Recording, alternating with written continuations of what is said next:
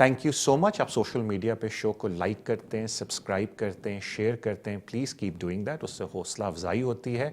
मुझे अक्सर लोग कहते हैं कि तारिक भाई शो के अलावा भी आप वीडियोस बनाएं, जो कि मैं पूरी कोशिश अब करूँगा। एक दो वीडियोस मैंने बनाई भी थी कोविड-19 के ऊपर, आई थिंक लॉन्ग रेजिडेंस पे, लेकिन अब से पूरी कोशिश करूँगा कि मैं रेगुलर इमिग्रेशन कवानीन के ऊपर आपके लिए वीडियोज़ लेके आऊँ।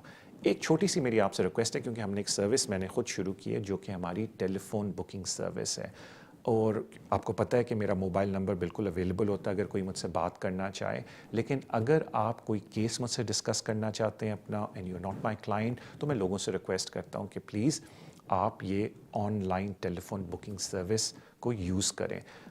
इसका लिंक इस वीडियो के नीचे अवेलेबल है। आई विल बी ग्रेटफुल अगर आप इसको यूज़ करें। अगर आप चाहते हैं तो आप मुझसे रब्ता भी कर सकते हो और मैं आपको ये लिंक भी भेज सकता हूँ। बट मेरी छोटी सी रिक्वेस्ट है कि अगर आपको कोई मुझसे एडवाइस लेनी है, कोई इन्फॉर्मेशन लेनी है अपने केस के बारे में, क्योंकि आप मुझे डॉक्यूमेंट्स भिजवा रहे हैं, तो आई विल बी ग्रेटफुल अगर आप हमारी इस टेलीफोन सर्विस को यूज़ करें। उसके अलावा अगर आप मुझसे मिलना चाहते हैं, दैट इज़ वेरी ईजी। मेरे ऑफिस का number is at the bottom of the screen, या मेरा मोबाइल नंबर भी आपके पास अवेलेबल होता है। आप उस पर मुझसे रब्ता करके अपॉइंटमेंट बना सकते हैं। अपना ख्याल रखें। Thank you so much and enjoy the show.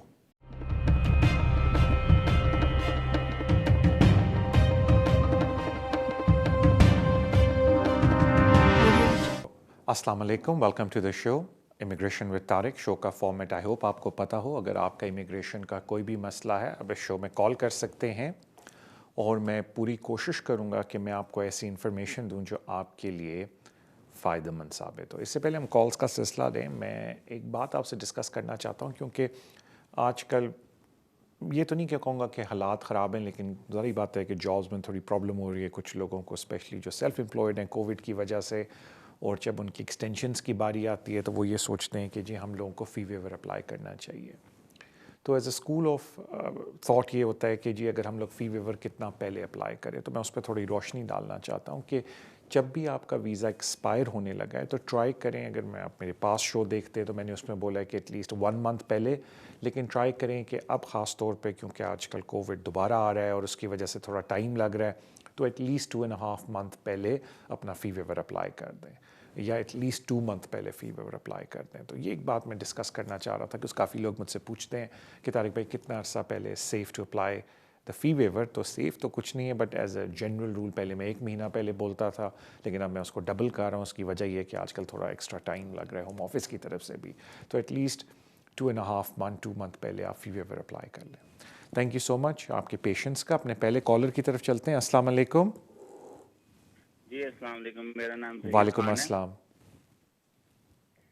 Sir आपके मशवरे के मुताबिक मैंने फ़ी वेवर जो है वो अभी अप्लाई कर दिया है नवंबर के महीने में, और मेरी एक्सटेंशन है फरवरी में, और मैंने ये खुद ही फाइल किया है कि तो उसका सेकंड जो प्रोसीजर है जहाँ पे जाके पोर्टल में डॉक्यूमेंट्स अपलोड करते हैं, वो मैंने डॉक्यूमेंट्स अपलोड कर दिए हैं। लेकिन अपलोड होने के बावजूद भी अगर मैं नीचे जाऊं तो वहाँ पे आता है कि स्टेटस पेंडिंग। हालांकि उनकी तरफ से कोई ईमेल आनी चाहिए जो कहे कि क्या कहते हैं आपकी रिसीव हो गई है फ़ी वेवर की एप्लीकेशन, या कुछ ऐसी कोई ईमेल भी नहीं आई। और उसके अलावा वो कहते हैं कि अगर आपने एक दफ़ा सबमिट कर दिया है तो वो डॉक्यूमेंट्स हमारे पास आ जाएंगे, आप एडिट नहीं कर सकते और कोई चेंजेस नहीं कर सकते। वो मैंने सबमिट कर दिए।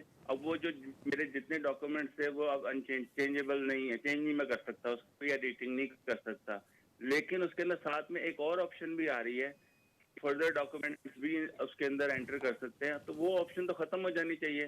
मेरा आपसे सवाल ये है कि पेंडिंग स्टेटस क्यों है, कोई कंफर्मेशन क्यों नहीं आई, और अभी सबमिट करने के बावजूद भी वो ऑप्शन ओपन क्यों है कि आप फर्दर डॉक्यूमेंट कोई मांगने पर अपलोड करने तो कर दें। आपका प्रोग्राम बहुत अच्छा है, आपका एंडी मुझे जवाब दीजिए। Alright, thank you so much sir आपकी कॉल का। देखिए पहली बात ये है कि जो उनका पोर्टल है उस पे आपने अपने पीडीएफ या नॉर्मल जेपीईजी डॉक्यूमेंट अपलोड करने हैं। जब आप उनको अपलोड करते हैं नीचे एक बटन आता है कि इसको सेव कर लें या इसको सबमिट कर दें। जब आप उसको सबमिट कर देते हैं उसी वक्त आपको मैसेज आ जाता है कि दे हैव बीन सबमिटेड। वो मैसेज के अलावा वो अलग से कोई मैसेज नहीं देते। उसके अलावा जब आप रिक्वेस्ट करते हैं आपके पास यूएन नंबर आता है, वो आप उस टीम को जो डेस्टिट्यूट वाली है उनको अलग से ईमेल करके पूछ सकते हैं कि जी ये मेरा यूएन नंबर है, मेरे डॉक्यूमेंट आपको मिल गए या नहीं मिले, लेकिन ऐसा उसकी कोई एक्नॉलेजमेंट नहीं आती। पोर्टल एक्टिव रहता है जब तक वो आपको डिसीजन नहीं देते। उसकी वजह ये है कि कभी कभी वो आपको दोबारा कांटेक्ट करते हैं कुछ अरसे के बाद और वो आपसे बोलते हैं कि हमें एडिशनल डॉक्यूमेंट्स की ज़रूरत है। कभी कभी कोई सर्टन बैंक अकाउंट्स की उनको एक्स्ट्रा ज़रूरत पड़ जाती है, या कोई और अगर चीज़ ऐसी इन्फॉर्मेशन आपने एप्लीकेशन में दी है जिसको वो समझते हैं कि उसको एडिशनल डॉक्यूमेंट्स की रिक्वायरमेंट है, तो वो फिर आपको ईमेल करते हैं, केस वर्कर आपको ईमेल करेगा और वो जो रिक्वायरमेंट है वो आपने फिर इसी पोर्टल के अंदर वापस जाके अपलोड करनी होती है। ये बात आपकी दुरुस्त है कि एक दफ़ा जब डॉक्यूमेंट आप उस पोर्टल पे लगा ले तो आप उनको ऑफ कोर्स रिमूव तो कर सकते हैं, लेकिन उनको एडिट नहीं कर सकते। तो अगर आपने कोई एडिशनल डॉक्यूमेंट्स लगाने या उन्होंने बाद में आपको बोला है तो आप उसी पोर्टल पे जाके उसको ऐड कर लें और नीचे सबमिट का बटन दबा दें, क्योंकि पुराने वाले डॉक्यूमेंट सारे सबमिट हो चुके होंगे। पेंडिंग स्टेटस इसलिए आता है क्योंकि ज़ाहिर बात है अभी तक आपकी एप्लीकेशन पेंडिंग है जो आपने फ़ी वेवर अप्लाई की है। तो बिल्कुल घबराने की ज़रूरत नहीं है। अगर आपका यूएन नंबर है फ़ी वेवर रिक्वेस्ट का और आपने जब नीचे बटन दबाया उन्होंने बोल दिया कि जी डॉक्यूमेंट्स हैव बीन सेंट, तो आपको बिल्कुल घबराने की ज़रूरत नहीं है। और अगर फ्यूचर में आपसे और डॉक्यूमेंट मांगे तो आपने उसी पोर्टल को इस्तेमाल करते हुए फर्दर डॉक्यूमेंट्स भी जमा कराने हैं, तो उसको बिल्कुल घबराने की ज़रूरत नहीं। अगर कोई गलती से ऐसा डॉक्यूमेंट लग गया जिसमें आपने कोई फर्दर एक्सप्लेनेशन देनी है तो आप अपनी स्टेटमेंट भी ड्राफ्ट करके पीडीएफ या जेपैक करके स्कैन करके उसको उसी डॉक्यूमेंट के अंदर ऐड कर सकते हैं और वो उसको वहाँ से उठा लेंगे। So wish you all the best आपके फ़ी वेवर एप्लीकेशन के अंदर। अपने अगले कॉलर की तरफ चलते हैं। अस्सलाम वालेकुम। वालेकुम अस्सलाम तारिक भाई, आप ठीक हैं? अल्हम्दुलिल्लाह मैं बिल्कुल खैरियत से। Thank you so much for asking. Tariq भाई, 2 क्वेश्चन है और मुझे आपके तजर्बे से जो है उसकी रहनुमाई चाहिए होगी। एक तो होता है ये फियांसिया वीज़ा, उसके मैंने मालूम ये करना था कि आप उसकी फीस कुछ के बारे में कुछ मालूमात है, क्योंकि 1-2 जगह मैंने किसी जगह 95 पाउंड चेक किया और किसी जगह पे 1523 पाउंड और कुछ ऐसे तो उस पर लिखा हुआ था। दूसरा क्वेश्चन मेरा यहाँ पर ये है कि आपके एक्सपीरियंस में, आपकी लाइफ का इतना तजर्बा है इस लाइन में, तो क्या हमें फैंसी वीज़ा अप्लाई करना चाहिए या हमें मैरिज विजिट वीज़ा अप्लाई करना चाहिए? उसकी फ़ीस तो है 95 पाउंड, और मैं फी करता हूँ और 1523 पाउंड अभी मैं भरता हूँ, और फिर साथ हमारे एक डिपेंडेंट भी बच्ची भी है, तो उसके भी 1523 भरते हैं। फिर 6 महीने के अंदर यहाँ रजिस्टर्ड करके फिर दोबारा वही फीसें फिर दोबारा से हमें भरनी पड़े, तो वो हमारे लिए कुछ ओवर बर्डन हो जाएगा। तो आपके एक्सपीरियंस में अगर मैरिज विजिटर वीज़े पे जाते हैं तो इसके लिए कितने चांसेस इसके होते हैं, और इसके लिए बहुत ज़रूरी किन चीज़ों का ख्याल रखना चाहिए हमें, ताकि हमारे एक तो टाइम वेस्ट ना हो और दूसरा पैसे भी ना वेस्ट हो जो छोटी मोटी फीस इसके बारे में। और तीसरी इसी से मुतल्लिक यह है कि क्या जब ये फियांसे या मैरिज वीज़ा अप्लाई करने से पहले यहाँ पर वो मैरिज रजिस्टर में क्या उसको नोटिस मेरे ख्याल बोलते हैं, शायद ऐसा कुछ वर्ड है, क्या वो हमें लेना ज़रूरी होता है इन दोनों के लिए, या कि हम वीज़ा अप्लाई करने के बाद भी ले सकते हैं? ये अगर थोड़ी सी रहनुमाई आपकी तरफ से हो जाए तो। Alright, thank you so much आपकी कॉल की। देखें, पहले तो मैं आपको एक बात बता दूं कि कोई ये नहीं आपको कह सकता कि कौन सा वीज़ा आपको अप्लाई करना चाहिए, बिकॉज़ ये आपके सर्कमस्टांसेस पे होता है। मैं आपको दोनों का थोड़ी सी एक्सप्लेनेशन दे देता हूँ, लेकिन ये फिर आपके सर्कमस्टांसेस पे, हालात पे हैं, आपके प्लान्स में है कि आप क्या करना चाहते हैं। इसी तरीके से ये बोलना कि जी कोई ऐसा नुस्खा बता दें कि हमारी एप्लीकेशन रिफ्यूज़ ना हो, तो क्वाइट ऑनेस्टली कोई भी ऐसी बात नहीं कर सकता। उसकी वजह ये है कि एज़ लीगल रिप्रेजेंटेटिव हमारा काम होता है कि बेहतर से बेहतर तरीके से हम आपकी एप्लीकेशन को जमा करें, और जो हम समझते हैं कि कानून की रिक्वायरमेंट है उसके हिसाब से जमा करें, हमारे तजर्बे के हिसाब से जमा करें। उसके बाद वो होम ऑफिस की अपनी कंडीशंस होती हैं, अपनी रिक्वायरमेंट्स होती हैं, जिसको देख के वो वीज़ा देते हैं। देखें, नॉर्मली यही होता है कि अगर आपका केस प्रॉपर तरीके से प्रेजेंट हुआ है, होम ऑफिस को आपको वीज़ा दे देना चाहिए। और अगर कोई ऐसी वजह से होम ऑफिस ने रिफ्यूज़ किया वीज़ा जो आप समझते हैं उन्होंने गलत ज़्यादती की है, तो फिर आप कोर्ट में जाके उसकी अपील करें और होपफुली कोर्ट में आप जीत जाएंगे। एज सच कोई हार्ड एंड फास्ट रूल नहीं है जिसके तहत आप बोलें कि नहीं जी मैंने सारे डॉक्यूमेंट दिए। मैं आपको इससे पहले मैं आपका जवाब दूँ, मैं छोटी सी एग्जांपल देता हूँ। میرے پاس ایک شخص آیا, اس نے کہا جی کہ طارق بھائی میں نے اپنی پوری اپلیکیشن ڈالی ہے, دیکھیں میں نے ایک ایک ریکوائرمنٹ پوری کی اور ہوم آفس نے میرا ویزا ریفیوز کر دیا, میرے ساتھ زیادتی کی ہے, میرا کیس بہت اسٹرانگ ہے. میں نے کہا بالکل آپ کا کیس اسٹرانگ ہے, کیونکہ میں نے جو آپ کے پیپر دیکھیں, ٹیکس آپ نے مجھے دکھایا ہے, سب کچھ ہے. تو لیٹس ڈو اے فیور, آپ نے اپلیکیشن اسپاؤس کی ڈالی ہے, جو امیگریشن رول کی ریکوائرمنٹ ہے اس میں اسپیسیفک لسٹ دی گئی ہے جو آپ نے پرووائڈ کرنی ہے.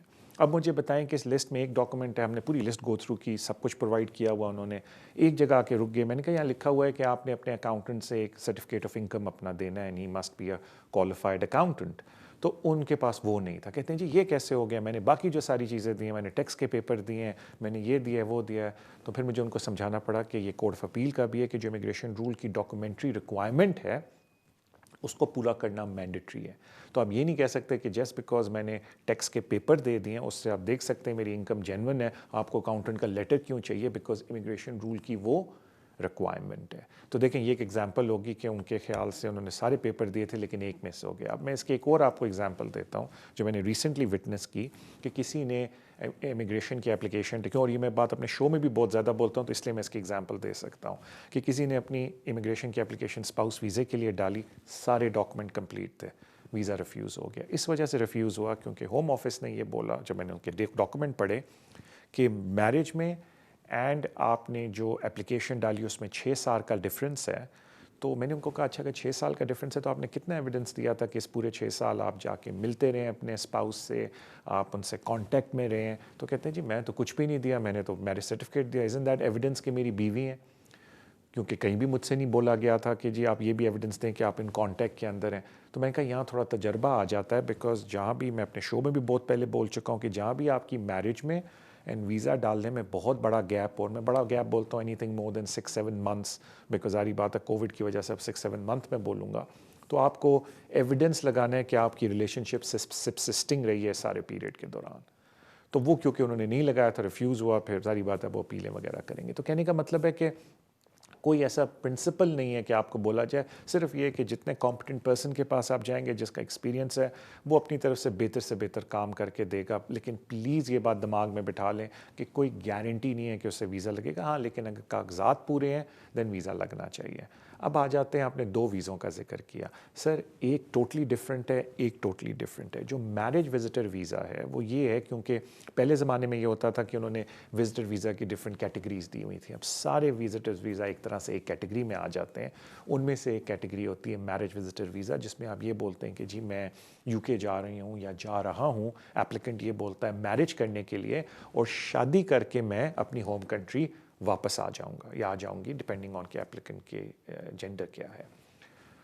تو میرج ویزا ان کے لیے بہتر ہوتا ہے جن کا انٹینشن یہ ہے کہ بھئی میں اپنے اسپاؤس کو اس ملک میں نہیں رکھنا چاہتا, اسپانسر کا انٹینشن یہ ہے میں شادی کر کے ان کو واپس بھیج دوں گا. تو پھر وہ میرج وزٹر ویزا لیتے ہیں, بیکاز اس پہ فردر ایکسٹینشن نہیں ہو سکتی, دی applicant has to go back. ظاہری بات ہے اگر آپ میرج وزٹر ویزا اپلائی کرتے ہیں وہ بڑا چیپ ہے, بیکاز وہ 180 ڈے کے لیے ملتا ہے, اور بہتر یہ ایڈوائزبل ہے. مطلب ایڈوائزبل تو میں اس لیے بول سکتا ہوں کہ میں آپ کو مشورہ نہیں دے رہا, صرف اس قانون کے بارے میں بتا رہا ہوں کہ ایڈوائزبل ہے کہ آپ پیچھے سے اپنی میرج کی ارینجمنٹ بھی کر کے رکھیں, تاکہ جب میرج وزٹر ویزا آپ اپلائی کریں تو ہوم آفس کو پتہ ہو کہ اچھا جی یہ انٹینشن ہے 180 ڈے میں ہم شادی کریں گے, اور ہم نے ساری انکوائری لوکل آفس میں کر لی ہے. اب آ جاتے ہیں اپلیکیشن جو فیونسے ویزے کی ہے, جو اپینڈکس ایف ایم کے انڈر آتی ہے. اس میں جو مین ڈفرینس ہے کہ تھوڑی فیس زیادہ اور آپ کو ساری فائنینشیل ریکوائرمنٹس اپنی میٹ کرنی پڑتی ہیں. اس کی وجہ یہ ہے کہ اس ویزے پہ جب آپ اس ملک میں آتے ہیں تو آپ کی اگر یہاں شادی ہو جائے اس ویزے کے دوران تو آپ یہیں سے ایکسٹینشن لے کے اسپاؤس ویزے میں کنورٹ کرا لیتے ہیں. جو آپ کو فیونسے ویزا ملتا ہے اس میں مینڈیٹری ہوتا ہے, کیونکہ one of the immigration rule کی ریکوائرمنٹ ہے کہ آپ نے ان کو بتانا ہے کہ آپ نے ارینجمنٹس کی ہوئی ہیں اپنی شادی کے لیے. سو جو مین ڈفرینس آ جاتا ہے میرج ویزے میں کہ مینڈیٹری ریکوائرمنٹ نہیں ہے لیکن بولا جاتا ہے کہ ارینج کریں, بیکاز ساری بات ہے جس مقصد کے لیے آپ ویزا اپلائی کر رہے ہیں وہ پورا بھی آپ کو دکھانا ہے ان کو آن بیلنس آف پرابیلٹی کہ جی ہم نے پلان کیا ہوا ہے. جبکہ فیونسے ویزا پہ ریکوائرمنٹ ہے آپ کو یہ چیز شو کرنا. تو میرج میں ریکوائرمنٹ نہیں, لیکن بہت زیادہ بولا جاتا ہے شو کریں, اور فیونسے ویزا پہ یہ ریکوائرمنٹ ہے. تو اب مجھے نہیں پتا کہ آپ کی انٹینشن کیا ہے, کہ آپ نے ان کو یہاں بلا کے واپس بھیجنا ہے, لیکن اگر یہاں بلا کے ان کی فردر ایکسٹینشن کروانا چاہتے ہیں آپ اسپاؤس ویزے پہ شادی کے بعد, تو پھر ظاہری بات ہے آپ کو ان کو اپینڈکس ایف ایم کے انڈر فیونسے ویزے پہ بلانا چاہیے رادر دین وزٹر ویزے کے اوپر. اور یہ بات بالکل آپ کی درست ہے کہ طارق بھائی خرچہ بڑا ہوتا ہے ان اپلیکیشنز کے اندر، لیکن دیکھیں میں ہر ایک کو ایک عرض کرتا ہوں کہ بہتر سے بہتر ٹرائی کریں اپنے کیس کو پریزنٹ کرنے کی، اور اس بات پہ نہ گھبرائیں اگر ہوم آفس ریفیوز کرتا ہے، بیکاز اگر آپ کا کیس آرگیوبل ہے، اسٹرانگ ہے، تو ظاہری بات ہے اگر وہ ریفیوز بھی کریں گے تو کورٹ میں جا کے آپ اس کیس کو جیت جائیں گے، یا ریکنسیڈریشن میں اپیل کی جیت جائیں گے. So I wish you all the best sir. اپنے اگلے کالر کی طرف چلتے ہیں. السلام علیکم. السلام علیکم. وعلیکم السلام. جی میں کچھ انفارمیشن لینا چاہ رہی تھی. میرے ہسبینڈ کا ویزا لگا تھا ان کو 2014 میں نا. سوری کب لگا تھا؟ مئی 2014. مئی 2014. اوکے. انڈیفینٹ لیو میں ہمیں اس ٹائم یہ پتا نہیں تھا کہ ہم لوگ ڈائریکٹ اپلائی کر سکتے تھے اس کے لیے نیشنلٹی کے لیے نا. میں برٹش سٹیزن ہوں. جی. تو اب مسئلہ یہ کہ وہ ابھی اپلائی کرنا چاہ رہے ہیں نیشنلٹی کے لیے نا، لیکن وہ رائٹ زیادہ پاکستان میں کرتے ہیں. ہم دونوں پاکستان میں زیادہ رہتے ہیں نا، تو اس کے لیے کچھ کویشچن چاہیے تھے کیا ہم کر سکتے ہیں کہ سٹیزن شپ ان کو مل سکے. آلرائٹ، تھینک یو سو مچ. آپ کی کال کا میں پہلے آپ کو عرض کر دوں کہ جب آپ کی کال رہا تھا مجھے انہوں نے کان میں بولا کہ طارق بھائی پلیز ابھی ہم بریک پہ جانے لگے ہیں اور بریک سے واپس آ کے ان کا جواب دیجیے گا. تو let's go on a break پہ جانے سے پہلے thank you so much for your love and support جو آپ سوشل میڈیا پہ اس چینل کو دیتے ہیں. Please keep doing that. اور ان شاء اللہ تعالیٰ let's go on a break سے واپس آ کے پہلے میں آپ کا جواب دوں گا and then I take some more calls. ان شاء اللہ تعالیٰ see you after the break.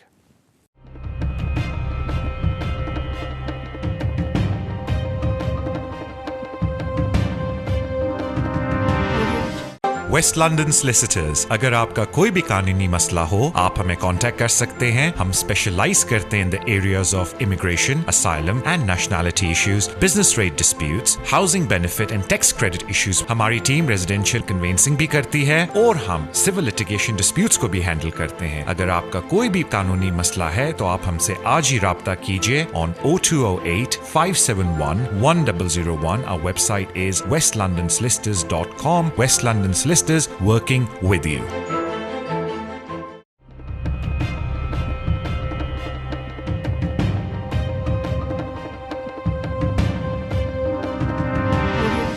السلام علیکم، welcome back to the show. Break پہ جانے سے پہلے کال آئی، انہوں نے کہا کہ ہم لوگ میرے ہسبینڈ کا انڈیفینٹ ہو گیا تھا 2014 میں. ان کو پتہ نہیں تھا، they could have applied immediately, اور اب وہ پاکستان میں آئی تھنک ریزائڈ کرتے ہیں اور اب آئے ہوئے ہیں. دیکھیں and they were concerned about کہ اب اگر نیشنلٹی اپلائی کریں گے تو واٹ دا پراسپیکٹ از. پہلے تو میں تھوڑا ہوم ورک میں بیک گراؤنڈ آپ کو تھوڑا سا بتا دوں تاکہ آپ کے لیے ہیلپ فل ہو، باقی لوگوں کے لیے بھی، کہ جو ریزیڈینشیل ریکوائرمنٹ ہوتی ہے کتنے دن آپ نے رہنا ہے اس ملک میں، وہ بڑی امپورٹنٹ ہوتی ہے جب آپ نیچرلائزیشن کی اپلیکیشن ڈالتے ہیں، بیکاز وہ قانون کے اندر لکھی ہوئی ہے کہ اتنے دن آپ نے اس ملک میں رہنا ہے. تو as a principle, like as a ball park figure, میں ایگزیکٹ ابھی فگرز کوٹ نہیں کروں گا کیونکہ مجھے خود ابھی یاد نہیں ایگزیکٹ فگرز. جب آپ نیچرلائزیشن اپلیکیشن ڈالتے ہیں انڈیفینٹ کے بعد، تو پہلے تو آپ نے یہ دیکھنا ہے کہ جب آپ اپلائی کرنے لگے ہیں انڈیفینٹ کے بعد اگر آپ کے برٹش سٹیزن اسپاؤس ہیں تو پھر آپ کو ویٹ کرنے کی ضرورت نہیں. انڈیفینٹ کے فوراً بعد آپ نیچرلائزیشن اپلائی کر سکتے ہیں as long as last 3 years میں آپ اس ملک میں رہے ہیں. اور اگر آپ 1 سال ویٹ کرتے ہیں انڈیفینٹ کے بعد کیونکہ آپ کے اسپاؤس برٹش سٹیزن نہیں ہے تو پھر ظاہری بات ہے وہ 5 ایئر رول کے اندر اپلائی کرتے ہیں naturalisation. So in other words جب ہم نیچرلائزیشن کی اپلیکیشن ڈالتے ہیں آیا ہم 3 ایئر رول کے اوپر ڈالتے ہیں یا 5 ایئر رول کے اوپر ڈالتے ہیں. ان 2 رولز بڑے امپورٹنٹ ہیں. اینڈ اگین آیا آپ کو 1 سال ویٹ کرنا ہے، وہ ڈپینڈ کرتا ہے کہ if you married to a British citizen اور ناٹ. سو ایک 3 ایئر رول ہے اور ایک 5 ایئر رول ہے. جب ہم 3 ایئر رول کی بات کرتے ہیں تو اس میں وہ موٹا موٹا کہتے ہیں کہ جی پچھلے 3 سالوں میں آئی تھنک، مجھے پلیز کوٹ نہ کیجیے گا، کہ اتنے ڈیز آپ نے اس ملک سے باہر نہیں رہنا ہے. اور وہ کہتے ہیں کہ جی تقریباً 270 ہیں اور آپ نے ان ڈیز کے اندر اس ملک کے اندر رہنا ہے. اینڈ دین ایکسیپشنل سرکمسٹانسز میں وہ اس کو تھوڑا بڑھا دیتے ہیں اور پھر ایک اور ایکسیپشنل سرکمسٹانسز میں اس کو آلموسٹ ڈبل کر دیتے ہیں، آلموسٹ 500 ڈیز پہ چلا جاتا ہے. جب آپ 5 ایئر رول پہ اپلائی کرتے ہیں تو آلموسٹ 450 ڈیز ہے، جو کہ ایکسیپشنل سرکمسٹانسز میں اور بڑھ جاتا ہے. اس میں 30-40% الاؤنس دے دیتے ہیں اور بیسکلی فردر کمپیلنگ سرکمسٹانسز پہ وہ بھی ڈبل ہو جاتا ہے اور آلموسٹ 800-900-700 ڈیز کے اوپر چلا جاتا ہے. میں ایگزیکٹ ڈیز کاؤنٹ نہیں کر رہا بیکاز مجھے ابھی टॉप ऑफ माई हेड वो फिगर्स याद नहीं, लेकिन कहने का मतलब है कि there is provision in law compelling circumstances में कि वो ऑलमोस्ट डबल हो जाता है पीरियड, सब्जेक्ट टू बाकी सारी रिक्वायरमेंट्स, क्योंकि उन्होंने उसमें और कोई क्राइटेरिया लगाया हुआ है, वो पॉलिसी के अंदर लिखा हुआ है। लेकिन वो ये भी बोलते हैं कि जो आखिरी साल है आपका नेचुरलाइजेशन के वक्त, उसमें 90 डेज से ज़्यादा आप मुल्क से बाहर ना हो, लेकिन उसमें भी उन्होंने डबल तक आपको एग्जाम्शन दी हुई है if you meet certain other criteria. अब वो क्राइटेरिया इतना डिटेल में है कि उसमें मैं अभी जा नहीं सकता, लेकिन इतना भी बहुत बड़ा क्राइटेरिया भी नहीं है, बट इट इज़ देयर। तो मैं फिर आपको यही रिक्वेस्ट करूँगा कि आप किसी कॉम्पिटेंट पर्सन के पास जाएँ और सबसे पहले तो ये करें कि उनके साथ बैठ के अपने डेज़ गिनवाएँ कि जी इतने डेज़ में, और क्योंकि सारी बात है अब आपके हस्बैंड 5 ईयर वाले रूट में भी आते हैं, और 3 से 5 इसलिए बेहतर है कि ज़्यादा दिन आप मुल्क से बाहर रह सकते हैं।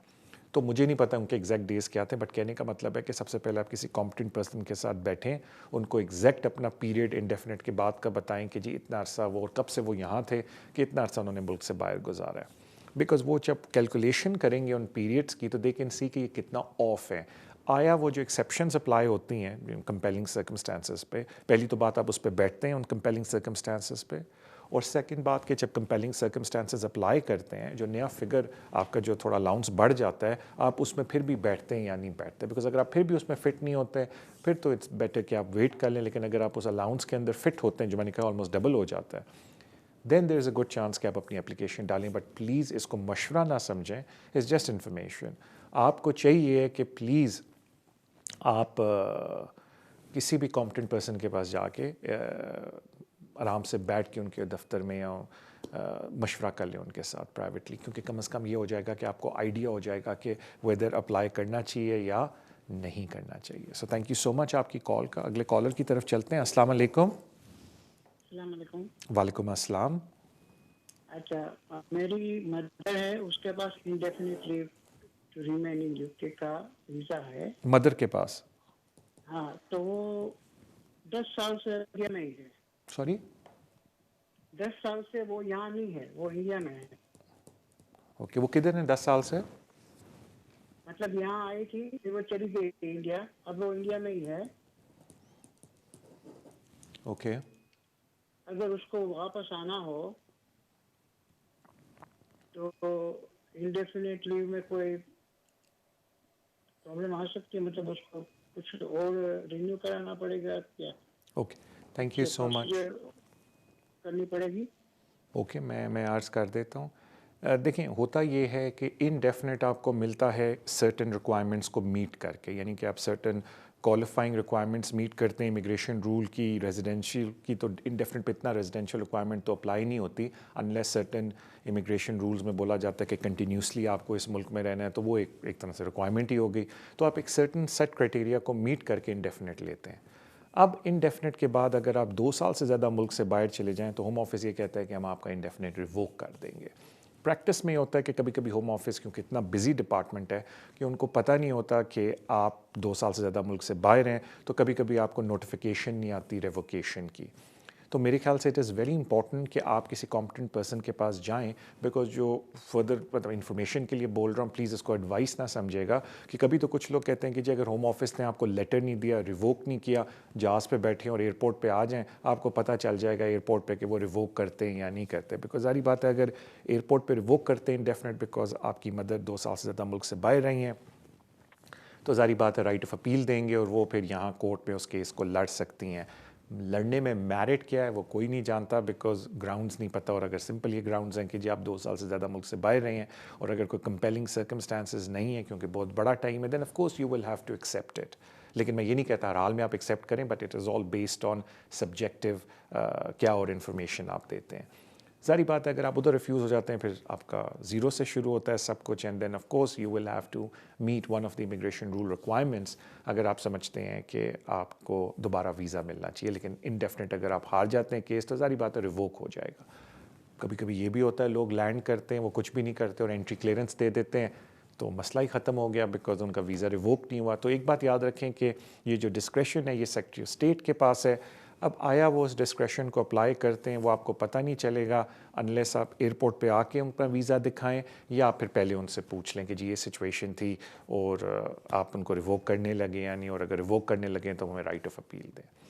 تو بہتر کون سا طریقہ ہے؟ This is all dependent on your family circumstances. لیکن میں یہی بولوں گا کہ کسی کمپٹنٹ پرسن کے پاس جا کے آرام سے ڈسکس کر لیں تاکہ وہ آپ کو بتا دیں کہ کون سی آپشن آپ کو لینی چاہیے. لیکن میرا مقصد یہ تھا کہ میں آپ کو سمجھا دوں کہ یہ 2 آپشنز آپ کے پاس اویلیبل ہیں اگر ابھی تک کوئی لیٹر آپ کو ریووکیشن کا نہیں ملا ہے. اور جہاں تک بات آتی ہے کہ پھر آگے کیا چانس ہے سر، وہ تو پھر امیگریشن کرنٹ رولز کے حساب سے بات ہوگی نا. بیکاز اگر آپ کورٹ میں ہار جاتے ہیں تو اس کا مطلب ان کے پاس اب انڈیفینٹ لیو ٹو ریمین نہیں ہے. آیا ہوم آفس ان کو کوئی اور ویزا ہیومن رائٹس پہ دیتا ہے، از آل ڈپینڈنٹ آن کہ آپ اپیل میں گراؤنڈس کیا لگاتے ہیں. سو تھینک یو سو مچ آپ کی کال کا. اگلے کالر کی طرف چلتے ہیں. السلام علیکم. السلام علیکم جناب. وعلیکم السلام. بھائی میں ریٹائر پینشنر ہوں. ہلو جی جی میں آپ کی بات سن رہا ہوں. ریٹائر پینشنر ہوں تو میں نے واحد منگائی تھی اسپوز ویزا پر 2.5 سال کا ویزا تھا. جی ویزا 24 نومبر کو ختم ہو گیا تو 6 ہفتے پہلے میں نے فری ویزا بھی اپلائی کیا ہوا ہے. ابھی تک کوئی جواب نہیں آتا کہ ایکسٹینشن کرا دوں. کوئی جواب نہیں آتا تو انلیگل ہو جائے گی میری. تھینک یو سو مچ آپ کی کال کا. سر نہیں، ہوم آفس نے بالکل بھی نہیں بولا کہ اگر آپ کا فی ویور کا جواب نہیں آیا تو آپ انلیگل ہو جائیں گے. ہوم آفس نے صرف یہ اپنی پالیسی میں بولا ہے کہ جیسے ہی ہم فی ویور کا جواب دیں، اگر ہم نے آپ کو ریفیوز کیا تو ہم آپ کو 10 days دیں گے کہ آپ اس کے اندر اپلیکیشن ڈال لیں، اور اگر آپ کو ہم نے ایکسیپٹ کر لیا تو پھر ہم آپ کو 10 working days دیں گے جس کے اندر آپ اپنی اپلیکیشن ڈال لیں. آئدر وے ہوم آفس نے اپنی کم از کم پالیسی کے اندر یہ ورڈ بالکل یوز نہیں کیا کہ آپ اوور اسٹیئر اینڈ لیگل ہو جائیں گے. تو ہم انہی کی پالیسی کو یوز کرتے ہوئے لوگوں کو یہی بولتے ہیں کہ نہیں جی آپ انلیگل اور اوور اسٹیئر نہیں ہوں گے، بیکاز ہوم آفس نے اپنی پالیسی میں یہ بات نہیں بولی. اور انہوں نے آپ کو پالیسی میں انفیکٹ یہ بولا ہے کہ اگر آپ فی ویور ڈالتے ہیں تو ہم آپ کو 10 days دیں گے. اس کے بعد اگر آپ کا ویزا ختم بھی ہو جاتا ہے ہم آپ کو 10 days دیں گے کہ آپ فریش اپلیکیشن یا جو بھی اپلیکیشن ڈالنی ہے وہ آپ ڈال لیں اگر ہم فی ویور ریفیوز بھی کرتے ہیں. I would have ideally wanted, اور یہ میں اپنے شو میں بہت پہلے بھی کہہ چکا ہوں کہ انڈر سیکشن 3C فی ویور کو انکلوڈ کر دینا چاہیے تھا کہ اگر آپ نے یہ فی ویور کی اپلیکیشن ڈالی ہے تو یہ بھی 3C کے انڈر کورڈ ہوتی ہے. لیکن دیکھنے میں آیا ہے کہ ابھی تک لا میں کوئی چینجز انہوں نے نہیں کی، لیکن پالیسی میں یہ بات بولتے ہیں. تو ہم پالیسی کی ورڈز کو یوز کرتے ہوئے بول سکتے ہیں کہ نہیں جی آپ اوور اسٹیئر یا انلیگل نہیں ہے، بیکاز ہوم آفس نے یہ ورڈنگ آپ کے لیے استعمال نہیں کی. لیکن آئی ووڈ ہیو پریفرڈ، میں چاہتا یہ تھا کہ جو یہ فی ویور اٹ سیلف ہے یہ 3C کا حصہ بن جائے ان کی پالیسی میں، تاکہ آپ بڑے پراپر طریقے سے کہہ سکے کہ جی امیگریشن رول کے اندر بھی یہ چیز آتی ہے. بٹ بیکاز یہ پالیسی ہے تو یہ ڈپارٹمنٹل پالیسی کے اندر یہ چیز آئے گی. تھینک یو سو مچ آپ کی کال کا. اگلے کالر کی طرف چلتے ہیں. السلام علیکم. جی وعلیکم السلام طارق بھائی، آپ کا ماشاءاللہ پروگرام بہت اچھا ہے. آپ ویری کیئرفل ہو کے بتاتے ہیں آنسر جو ہے. بہت مہربانی آپ کی میرے سر. 2 کویسچن ہیں. جی تو پہلا کویسچن یہ ہے کہ ہمیں نا 2018 میں انڈیفینٹ ملا ہے، ٹھیک ہے. جی تو ہم آئے تھے ادھر 2004 میں. تو 2022 میں نیکسٹ ایئر ہمیں 10 year پورے ہونے والے ہیں. جی تو ہم نے نیشنلٹی اپلائی کرنی ہے، اس کا ایک طریقہ بتا دو. سیم ڈے اپلائی کریں تو جواب کتنی دیر میں آئے گا؟ تو اگر نارمل اپلائی کریں تو پھر اس کو چارجز کیا ہیں یہ بھی بتا دیں. تو B1 اور انگلش ہم نے پاس کر لیا ہوا ہے. تو دوسرا کیا میرا کوشچن کہ میری ایک کزن ہے اسپین سے ادھر آئی ہے. جی اس کے پاس اسپین کی وہ ریزیڈنس تھا ادھر کے، اس نے وہ وزٹ پہ آئی ہے. ادھر آ کے اس نے ادھر برٹش مین سے شادی بنا لیا. تو اس کے ابھی 2 وہ ایک جو پہلا ہسبینڈ ہے اس کو ادھر ہی فوت ہو گیا تھا، اس میں سے ایک بیٹی ہے. تو ان دونوں کو 3 سال ہو گئے ہیں، انڈیفینٹ مل گیا ہے. تو بیٹی کا وہ جو ایکس اس کا ہسبینڈ تھا نا اسی کے نام پہ اس نے انڈیفینٹ کیا. تو کیا وہ اپنی بیٹی کا برٹش اپلائی کر سکتی ہے؟ آلرائٹ، تھینک یو سو مچ سر آپ کی کال کا. دیکھیں سر، جہاں تک بات آتی ہے نیشنلٹی کی تو انفارچونیٹلی اس میں کوئی سیم ڈے سروس نہیں ہے. آپ کو نارمل اپلیکیشن آن لائن ڈالنی ہے، اور At the moment sir anywhere from 6 to 7 months लगते हैं nationality application at least decide होने में. कभी कभी मुझे पता है कुछ लोग टीवी पे भी चीख रहे होंगे नहीं तारिक भाई हमारी तो 2 महीने में आ गई. Yes there हैं बिल्कुल केसेस जिनकी बहुत जल्दी आई है, लेकिन जब मैं बोलता हूँ टाइम फ्रेम तो मैं एक जनरल टाइम फ्रेम बोलता हूँ जो एवरेज टाइम फ्रेम. अगर किसी का 10 दिन में या 2 महीने में आया एक्सेलेंट, लेकिन नॉर्मली 6, 7, 8 मंथ्स बिल्कुल लग जाते हैं नेशनलाइजेशन एप्लीकेशन को अप्रूव होने में या उसका डिसीजन आने में. जहाँ तक बात आती है चार्जेस की सर, मुझे कोट ना कीजिए, मुझे एग्जैक्ट रेट तो नहीं पता, बट इट इज़ अबाउट 1100-1200 के बीच इनका प्राइस है. लेकिन मुझे इस तरह कभी भी रेट्स याद नहीं होते बिकॉज आप फॉर्म वगैरह में देख लेते हैं, वाइन में आ जाते हैं, बट अबाउट दैट रेंज इसकी कॉस्ट है नेशनलाइजेशन एप्लीकेशन की. जहाँ तक बात है आपने जो अपना सेकंड सवाल किया कि आपकी कज़न स्पेनिश है वो आई हैं, अब उनके पास इंडेफिनिट है, तो नॉर्मली होता है कि जब आप ख़ुद अप्लाई करते हैं अपनी नेशनैलिटी के लिए तो सर्टन प्रोविजंस अगर आप मीट करते हैं तो आप अपने बच्चे को एज अपना चाइल्ड के साथ ऐड कर सकते हैं अपनी नेशनलाइजेशन एप्लीकेशन में.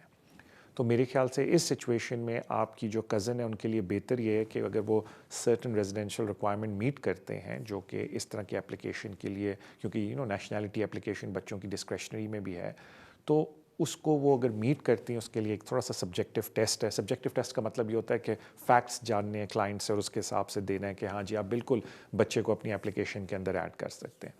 तो अगर वो रेजिडेंशियल रिक्वायरमेंट पूरी कर रहे हैं तो जब वो अपनी नेशनलाइजेशन एप्लीकेशन डालें, बच्चे की भी रेजिडेंशियल रिक्वायरमेंट पूरी कर रहे हैं तो वो बच्चे को अपनी एप्लीकेशन के अंदर ऐड कर सकते हैं. तो ये एक तरीका होता है शॉर्टकट कि बच्चे भी नेशनलाइजेशन वालिदैन के साथ ले लेते हैं, सब्जेक्ट टू कि वो जो उसकी कंडीशन है सेक्शन की वो पूरा कर सकें. जिसके लिए थोड़ा सा और इन्फॉर्मेशन लेनी होगी तो आप किसी भी काबिल शख्स के पास जाएंगे, कॉम्पिटेंट पर्सन के पास जाएंगे, वो आपसे सवाल पूछ के बच्ची के बारे में, बाप के बारे में, माँ के बारे में और कितने अरसा वो बच्ची इस मुल्क में रही है वो बता सकते हैं कि आया माँ अपनी एप्लीकेशन में बच्ची को ऐड कर सकती है, यानी because that is the quickest वे. अब मुझे बताया जा रहा है कि तारिक भाई हमारा ब्रेक का टाइम हुआ है. ब्रेक पे जाने से पहले thank you so much for your love and support जो आप सोशल मीडिया पे शो को देते हैं. प्लीज़ कीप डूइंग दैट, उससे काफ़ी हौसला अफजाई होती है. Let's go on a break. Break से वापस आके इंशाल्लाह ताला I will take some more calls. So inshallah, see you after the break.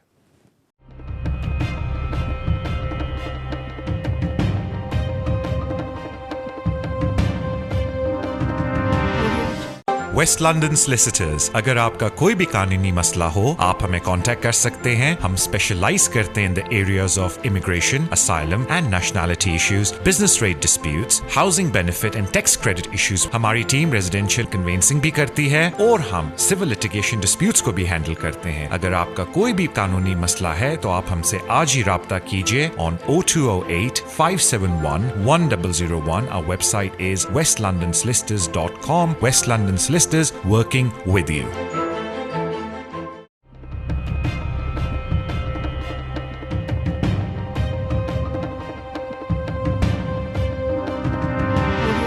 Welcome back to the show immigration with Tariq. अपने अगले कॉलर की तरफ चलते हैं. अस्सलाम वालेकुम. वालेकुम सलाम तारिक सर जी.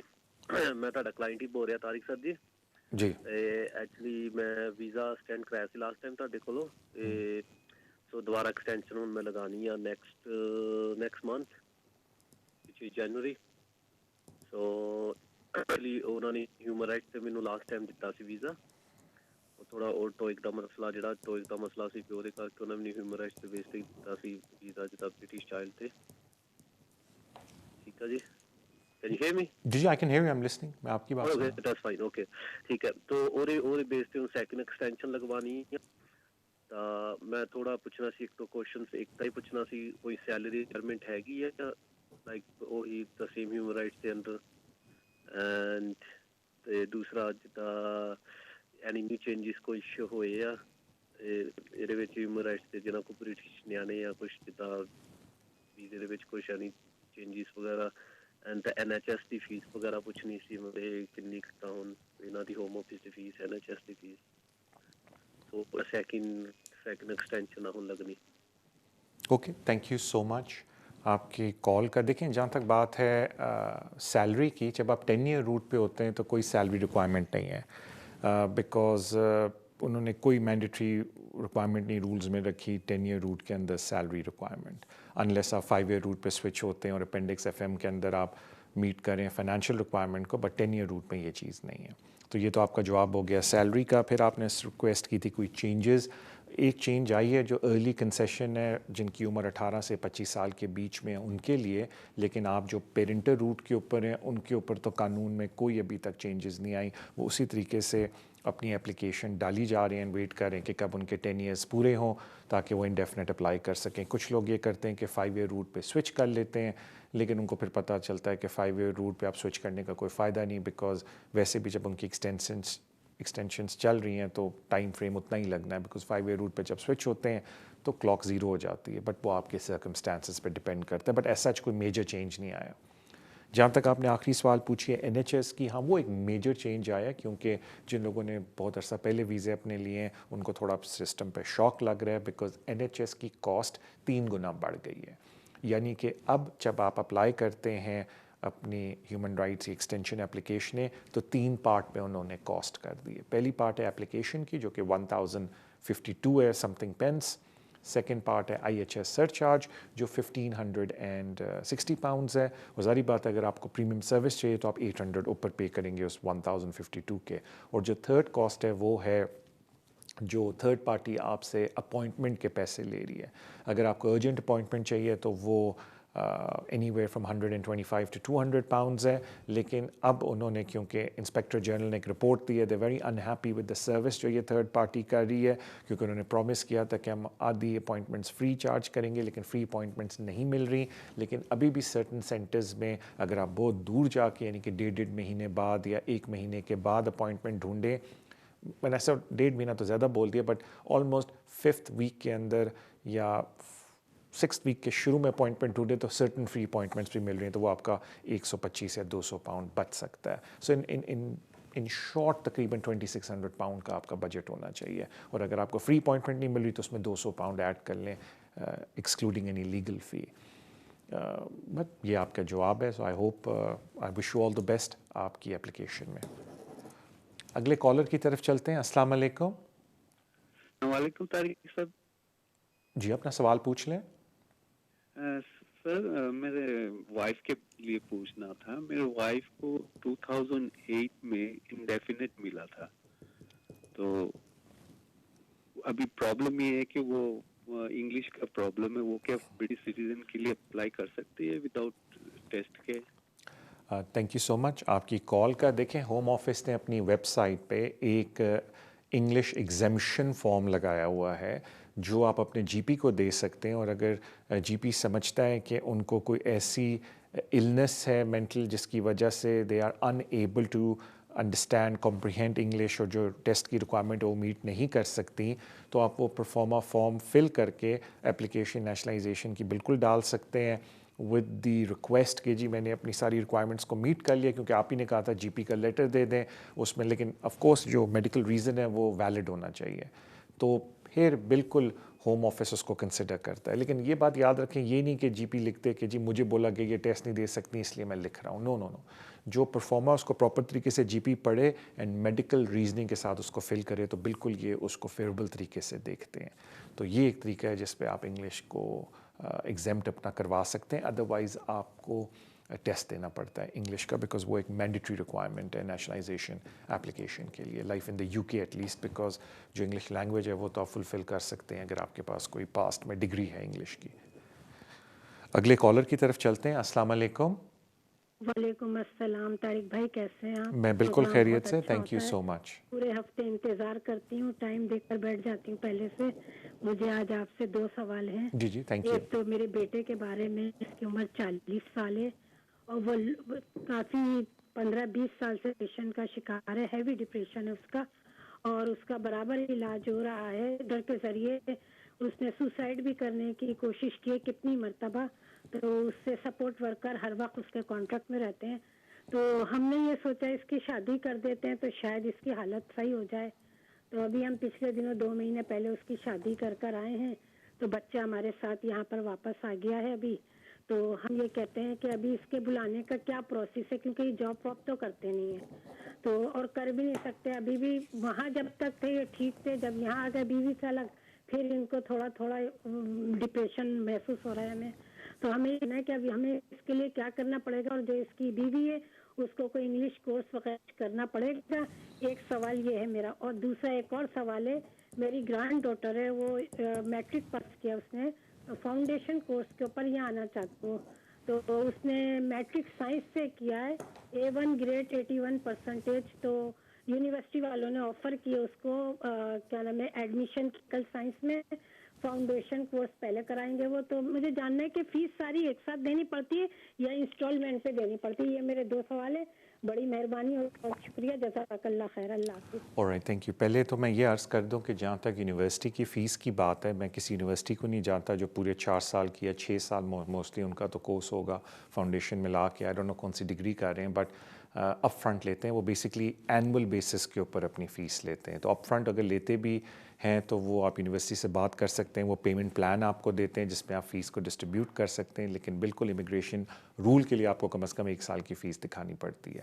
لیکن جہاں تک بات ہے یونیورسٹی کی فیس کی, وہ آپ ان سے پیمنٹ پلان بھی کر سکتے ہیں, اپ فرنٹ بھی دے سکتے ہیں, لیکن وہ پورے 6 سال کے کورس کا اپ فرنٹ نہیں مانگتے. وہ نارملی پر ایئر اور وہ بھی سیمسٹر کے اینڈ میں فیسز مانگتے ہیں. لیکن انٹرنیشنل اسٹوڈنٹ سے دیکھا گیا کہ یونیورسٹی اپ فرنٹ پہلے سال کی فیس مانگتی ہے, بیکاز یہ ایک امیگریشن رول کی بھی ریکوائرمنٹ ہے. اگر پیسے بینک میں پڑے تو یونیورسٹی کہتی ہے پھر ہمیں ہی دے دیں, تو وہ آپ یونیورسٹی سے بات کر سکتی ہیں. اب آ جاتے ہیں ہم آپ کے بچے کی سچویشن پہ. وی کین آل وش ہم دا بیسٹ ہیلتھ وائز, لیکن ابھی ان کے پاس 2 آپشن ہیں اپنی اسپاؤس کو بلانے کے لیے. اس سے پہلے میں دونوں آپشن ڈسکس کروں. فائنینشیل کی جو ہے میں اتنا بتا دوں کہ بالکل ان کو اپنا ٹیسٹ دینا پڑے گا انگلش لینگویج کا. مینلی آئلز لوگ دیتے ہیں انٹری کلیئرنس سے. اب ایک آئی تھنک وہ انگلش سرٹ بھی آ گیا, لیکن ابھی بھی لوگ پریفر کرتے ہیں آئلس کو دینے کے لیے. تو بالکل ان کو انگلش ٹیسٹ دینا پڑے گا آئلس کا. اب ہم آ جاتے ہیں فائنینشیل ریکوائرمنٹ پہ. جس طرح آپ کو پتہ ہے کہ 18,600 کی فائنینشیل ریکوائرمنٹ ہے اپینڈکس FM کے انڈر. تو آپ کے بیٹے یا آپ کے پاس 2 آپشنز ہیں. پہلی آپشن تو یہ دیکھنا ہے کہ آپ کے بیٹے کو پپ مل رہا ہے, اس میں ڈسیبلٹی الاؤنس مل رہا ہے because of his mental health. Because اگر ان کو پپ مل رہا ہے, ڈسیبلٹی الاؤنس مل رہا ہے, تو پھر پپ کے اندر ڈسیبلٹی الاؤنس مل رہا ہے, تو پھر ان کو 18,600 کی ریکوائرمنٹ میٹ کرنے کی ضرورت نہیں ہے. ان کو ایڈیکویٹ مینٹیننس کی ریکوائرمنٹ میٹ کرنے کی ضرورت ہے.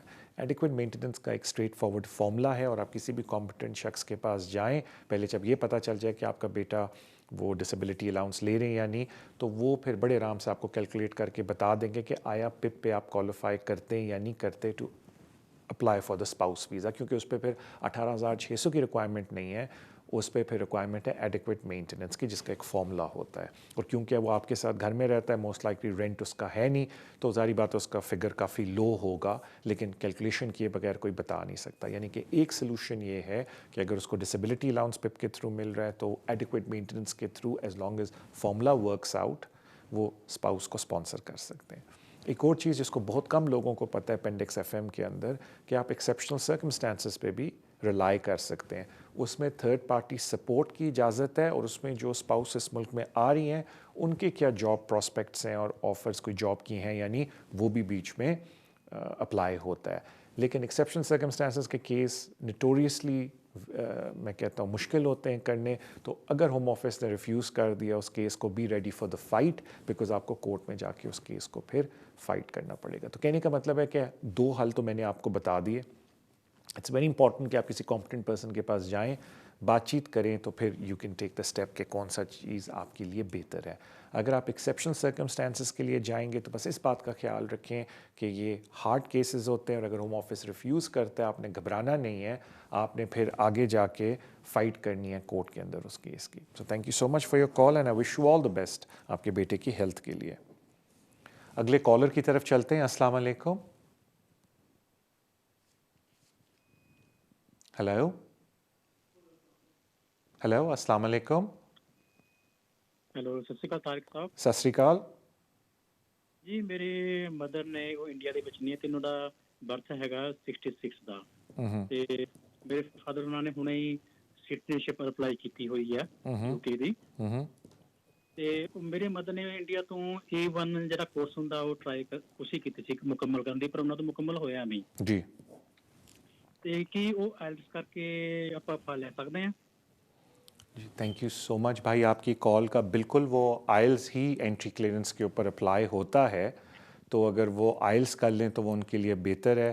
اور پھر آئلس کر کے وہ اسپاؤس, آئی تھنک آپ اسی لیے پوچھ رہے ہیں کیونکہ وہ اپنے اسپاؤس ویزا اپلائی کرنا چاہتے ہیں. اگر آپ کے فادر کے پاس برٹش سٹیزن شپ ہے, وہ ان کو اسپانسر کر رہے ہیں, تو بالکل وہ آئلس کر کے ادھر آ سکتے ہیں. تھینک یو سو مچ سر آپ کی کال کا. اگلے کالر کی طرف چلتے ہیں. السلام علیکم.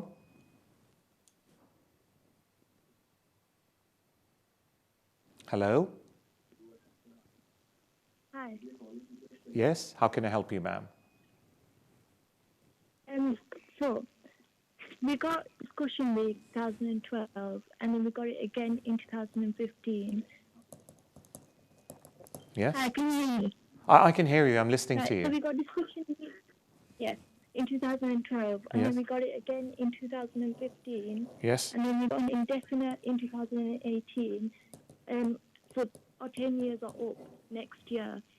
So my question is, do we have to apply for straight away, or do we have to wait for nationality? All right. Thank you so much for your call, ma'am. I mean, it depends on your personal circumstances when you decide to apply for nationality, because sometimes they are financial matters, and because of the requirement of what you need to pay for the application, you decide to apply later. So I can't give you a definite answer when you should apply for nationality, but one thing I must say, that whenever you do decide to apply for your naturalization application, there are three main things you have to be careful. Number one, if you're applying under the 5-year route because your spouse is not British, we call it the 5-year route, then you have to make sure that after attaining your indefinite leave to remain, you have remained in this country for 1 more year. So there's an expiration of 1 year from your indefinite leave to remain. That's the first condition. So after you are satisfied that you have waited for 1 year after your indefinite, then you look back when you're going to make the application. So if you decide, let's put today's date, for example, you decide you want to make the application on the 1st of December 2021, you have to go back 10 years, and all that period, if you've been in the country, you have to make sure that you have not been in breach of any of the immigration rules or condition. A lot of people, one of the main reasons they don't apply for the naturalization after they have had the indefinite and they have waited for 1 year after the indefinite is because when they go back the 10-year period, they find that they had overstayed. And for that very reason, they decide not to make the application because they were aware that they had overstayed. So in your case, you said that you were granted the first discretionary leave in 2012. Now, I'm unfamiliar because I did not ask you the question. Prior to 2012, were you legal in this country, meaning you had a valid visa and you applied for an extension, and as a result of that extension, they gave you discretionary leave. Now, if you were overstay prior to that, then obviously you have to wait 10 years from 2012, which was 2022. So unless you could prove that you were legal in this country prior to 2012, you could apply now if 1 year has passed to your indefinite, which it has, because you, like you said, that 2018 you had indefinite. But I think you're aware that you were overstay prior to that. That's why you're saying in 2022 we'll be making the naturalization application after 10 years being in this country legally. Then just count when you got the visa, and exactly 120 months from there you could apply for naturalization. There's a small caveat. You need to make sure that the day you make your application 5 years ago, on that exact date you were in this country, not on holiday. But that, if you go to a competent person, will look through your application. So in short, if you meet the good residential requirement, you meet the good character requirement, you can make your application after 10 years when you've been in this country legally and without any default. Thank you so much. आपकी calls का आज, thank you so much for your love and support जो आप social media पे show को देते हैं. आपसे मुलाकात अगले हफ्ते होगी. अल्लाह हाफिज.